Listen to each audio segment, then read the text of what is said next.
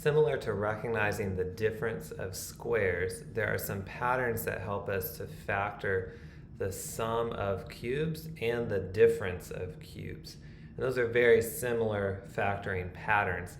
Here I have the formulas a cubed plus b cubed factors as a binomial a plus b times a trinomial a squared minus ab plus b squared. The factoring formula for a cubed minus b cubed is very similar. A couple of notes on these formulas. First, to help you remember the signs in these formulas, these are exactly the same except for the signs. So if you're factoring the sum of cubes, this sign is the same as what you started with. So you start with a cubed plus b cubed, and you have the same sign, the opposite sign. This one is always positive. Here you have the same sign, difference, the opposite sign, plus, and this one is always positive. So hopefully that can help you remember how to set up the factors. One other comment is that this trinomial is always a prime trinomial. It cannot be factored any further. So we don't have to worry about breaking this down using the AC method or number patterns. It's a prime trinomial. Let's apply these formulas to a couple of examples. First, factor y cubed plus 125. Notice again, there's two terms here, and I'm looking to see, are they both perfect cubes in this case? This is a perfect cube. Its cubed root is y. So I'm going to say a equals y. This is a perfect cube. Its cubed root is 5. So b equals 5.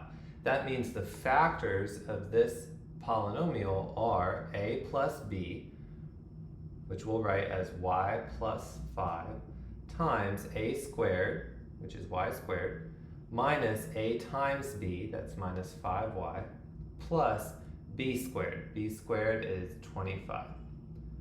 Just like that, we have our factors. Second, let's factor x cubed, y cubed minus 64. Again, let's try to take a cubed root of each of these. The cubed root of the first term is xy.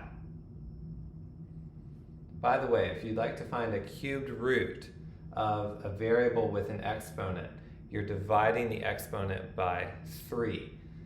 So x to the third, its cubed root is x to the first. X to the ninth, its cubed root is x to the third, and so on. The cubed root of this is xy. The cubed root of the last term, you can check this with the calculator, is 4. So a equals xy and b equals 4, and this is the difference of perfect cubes.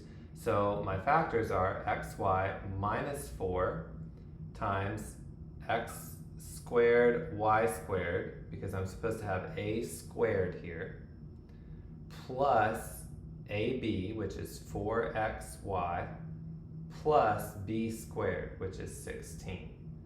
Here is the factored form. Finally, let's look at 8y cubed plus 9x cubed. The cubed root of the first term is 2y.